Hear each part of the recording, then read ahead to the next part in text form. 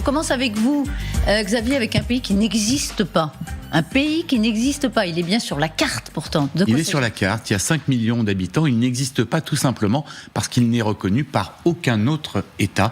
Aucun pays de la communauté internationale ne reconnaît le Somaliland. Regardez sur la carte, voilà ce pays.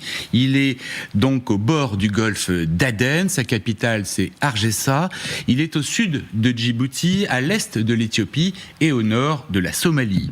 Le Somaliland s'est autoproclamé indépendant de la Somalie, donc en 1991, vous savez, au début de la guerre civile qui ravage toujours d'ailleurs ce pays. Depuis, ce petit État qui n'en est pas un, surprend par sa stabilité, son régime démocratique. Il y a des élections de manière régulière, les observateurs internationaux sont étonnés, ça se passe très très bien. Une exception dans la région où régime autoritaire et État failli sont d'habitude la norme.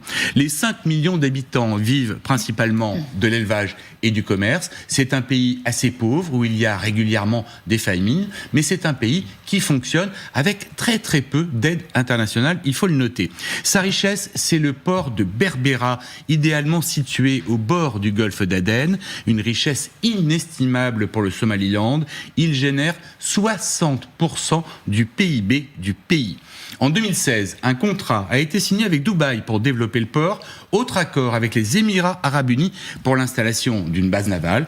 À chaque fois, le Somaliland essaye de négocier une reconnaissance internationale qui ne vient jamais. Alors, en début d'année, là, juste il y a 2 jours, autre signature qualifiée d'historique avec le voisin éthiopien. Addis Abeba, privé de débouchés maritimes depuis la sécession de l'Érythrée et la guerre civile qui en a suivi, cherchait à tout prix un accès à la mer. Pareil, regardez sur la carte, aucun accès à la mer pour l'Éthiopie qui pourtant pendant 2000 ans a pu bénéficier de la mer Rouge et de ses côtes, mais là, plus aucun moyen de faire du commerce. Donc l'Éthiopie va louer pour 50 ans 20 km de côte au Somaliland. Alors évidemment, ça va se faire contre espèces sonnantes et trébuchantes. Outre un port de commerce, les Éthiopiens veulent installer une base navale militaire capable de mettre en œuvre 2 patrouilleurs de haute mer de 60 mètres. Il faut quand même des installations conséquentes. Protection indispensable. Nous ne sommes qu'à quelques encablures du détroit de Bab al-Mandab qui est devenu très très célèbre ces derniers temps. La porte des lamentations sous le feu des Houthis depuis plus de 2 mois. Alors, au Somaliland, on espère évidemment que cet accord entraînera la reconnaissance du pays par l'Éthiopie. Un premier pas qui pourrait en entraîner d'autres sur la scène internationale. Mais cette signature a déjà entraîné, pour le coup, une vague de protestations en Somalie. Le Parlement s'est réuni en urgence pour protester, car la Somalie dit toujours que le Somaliland lui appartient, n'est qu'un État de son pays.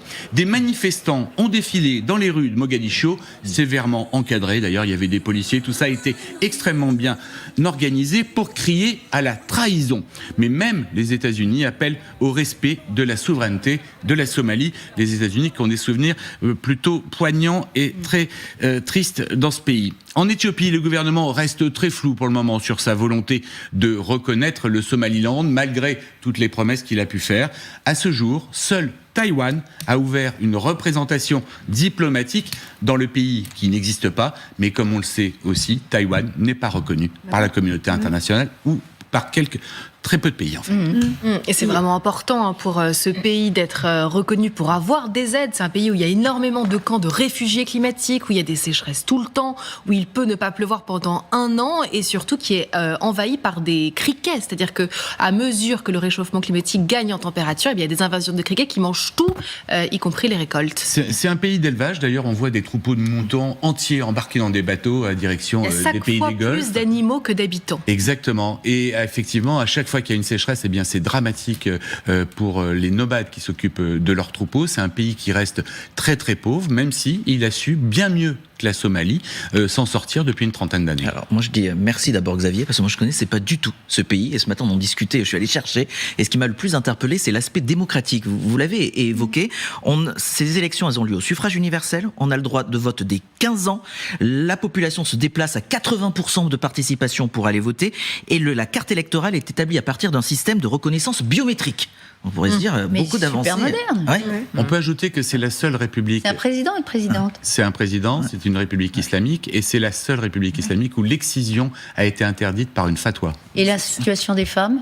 La situation Dans des cette femmes, elle est démocratie. plutôt bien meilleure que dans des pays du même genre. C'est ça qui est passionnant, Oui. parce que pour vivre heureux, vivons cachés, ça Finalement, va plutôt mieux là qu'ailleurs, Claire. Avec cette chronique de Xavier, je me suis intéressée aux pays qui sont pas reconnus. Vous avez parlé de Taïwan, mais il y en a d'autres. La Transnistrie, le Haut-Karabakh, vous nous en parlez, à la faveur au gré du conflit en Ukraine notamment. C'est des pays qui sont pas reconnus par l'ONU, donc finalement, ça existe. Il y en a plein. On en parle des plus que le pays. Somaliland quand même. Ouais. Oui, Mais c'est vrai mais ils que sont nous pas en plus, reconnus c'est internationalement. Ils sont impliqués, la Transnistrie, l'Abkhazie, l'Ossétie du Sud sont aussi impliqués dans les enjeux internationaux du moment, à savoir la guerre entre la Russie et l'Ukraine. Justement, pour le coup, ce sont des territoires qui font l'objet de guerres. Est-ce que la Somalie essaye de reprendre son territoire? S'ils y sont tant attachés, on n'a Alors, pas l'impression qu'il y a des guerres. La Somalie n'essaie pas de reprendre le territoire, mais vous avez vu les images, la réaction en Somalie a été très très forte. D'ailleurs, l'ambassadeur de Somalie en Éthiopie a été rappelé, et il y a des consultations diplomatiques à haut niveau, parce qu'effectivement, la Somalie veut à tout prix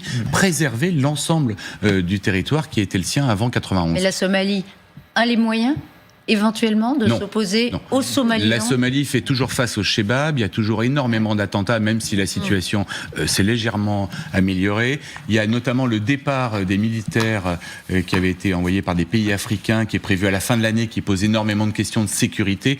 La Somalie n'aurait pas les moyens militaires de s'y opposer. Bravo Xavier, vous nous avez encore captivés ce matin. Ouais. Merci pour ce voyage en Somaliland.